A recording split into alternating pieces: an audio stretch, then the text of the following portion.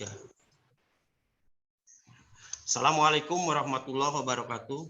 Waalaikumsalam warahmatullahi wabarakatuh. Alhamdulillahirabbil alamin wa bihi nasta'inu ala umuri dunya waddin. Sayyidina Muhammadin wa ala alihi wa ashabihi ajmain amma ba'du. Rabbi sholli sodri wa yassirli amri wahlul 'uqdatam min lisani yafqahu qawli. Bapak Ibu peserta workshop PSP, juga teman-teman yang standby hari ini, izinkan saya untuk menyampaikan literasi digital. Kenapa demikian? Karena memang di global sekarang itu kita mau tidak mau ya, harus terjun dengan global ya. Atau cara membuka atau cara mengetahui atau cara menggunakan digital ini. Baik, izinkan saya untuk men-share.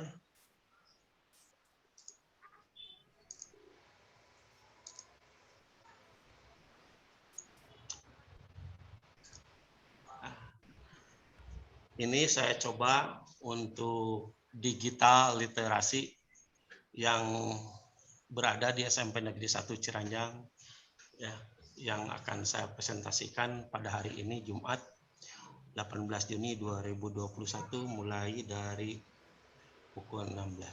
Saya kira tentang tujuan, output, alur sesi dan peserta tidak usah saya baca, dan saya langsung scroll ke bawah, yaitu tentang durasi ya, topik, tujuan, output ini juga Bapak Ibu bisa membaca sendiri ya. Kemudian saya akan scroll ke bawah, ini aja tentang komponen perangkat TIK. Nah, di antaranya kita harus tahu dulu apa perangkat TIK ini. Di antaranya yaitu tata caranya ya.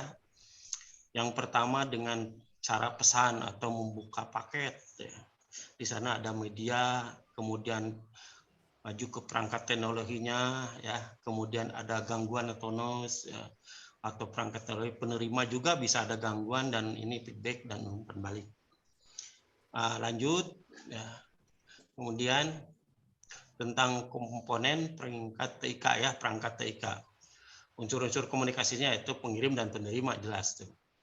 Perangkat keras seperti handphone dan smartphone itu termasuk ya perangkat keras itu ya. Kemudian komputer, desktop, laptop, dan tab dan seterusnya. Kemudian perangkat lunaknya seperti aplikasi WhatsApp, Telegram, dan seterusnya, termasuk Word juga ya. Excel itu juga perangkat lunak saya kira. Kemudian pesan atau paket teks, suara, gambar, video, sedangkan media yaitu kabel, ini kabel. Bapak Ibu perlu saya jelaskan juga ya bahwa gateway atau gawe ini kalau kita tidak bisa menggunakannya secara atau pemanfaatannya secara benar, maka dia juga akan mengundang bahaya ya. Makanya kita kepada anak-anak kita juga kepada saudara-saudara kita harus memberi pengetahuan atau pemanfaatan apa yang sebenarnya yang digunakan untuk perangkat-perangkat ini ya, digunakan atau pemanfaatannya seperti itu. Sebab di dalam perangkat ini kalau tidak bisa menggunakannya atau digunakan yang lain-lain itu bisa membawa bencana juga untuk keluarga, untuk anak dan seterusnya. Kira-kira hanya itu aja yang bisa saya sampaikan, karena kalau saya baca semua ini waktunya karena terbatas. Silakan Bapak tanggapi, barangkali ada masukan-masukan tentang literasi digital. Silakan untuk memberi masukan kepada saya. Ya baik Pak Budi, monggo. Ya, saya ini hanya ada kegalauan tentang literasi digital. Kita kan diharapkan dituntut untuk menguasai berbagai gawai dan produk digital lainnya. Sebetulnya di generasi sekarang, di generasi milenial ini, di anak-anak murid kita khususnya di budak SMP, itu mereka tuh lebih cepat sekali itu mengakses daripada digital. Tetapi yang mereka sukai saja.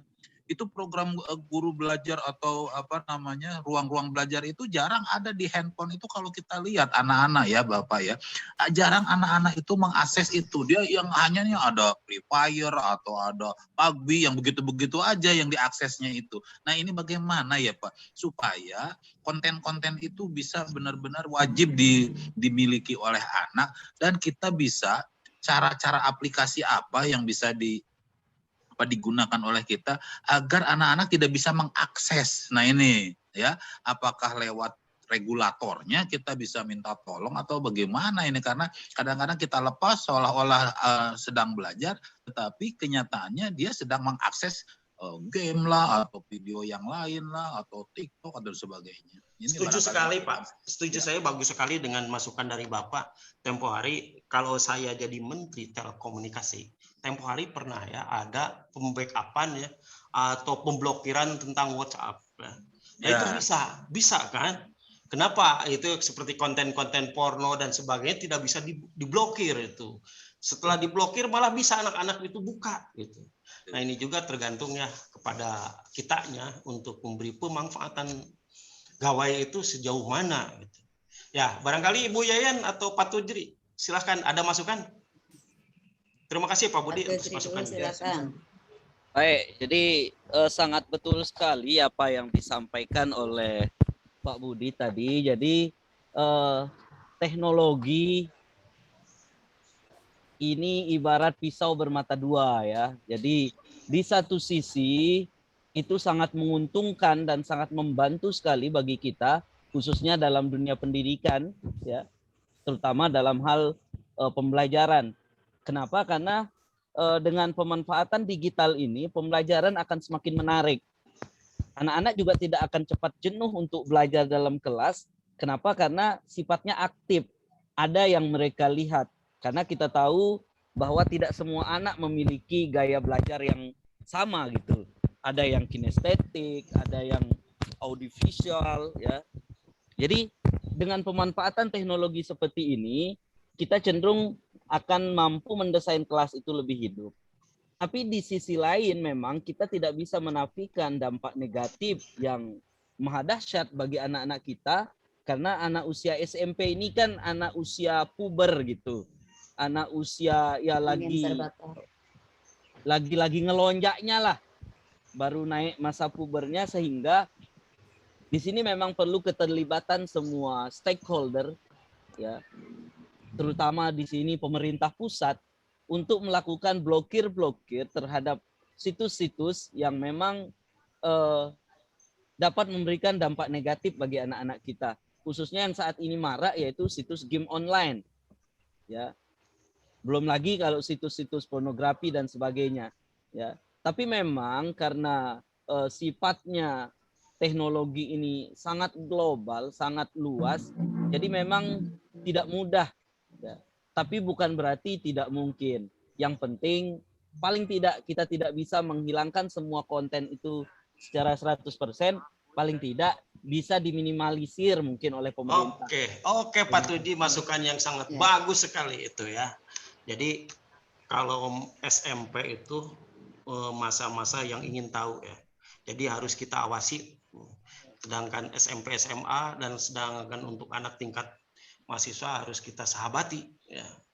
Jadi jangan diawasi kalau udah itu. Nah, ini tingkat-tingkat SMP itu perlu diawasi dan tentunya yang cukup akurat atau cukup ketat. Boleh masukannya Bu Yayan barangkali udah lagi ya. Okay. Terima kasih Pak Aswan ya. Jadi untuk yang disampaikan oleh Pak Tujri tadi, saya juga sangat setuju. Itu berarti salah satu upaya ya yang bisa kita lakukan agar anak-anak itu bisa lebih menggunakan kemajuan teknologi ini memang sudah terarah kepada hal-hal yang positif begitulah. Jadi sudah dipagari untuk yang negatifnya supaya tidak bisa terakses oleh mereka. Itu kan eksternal ya.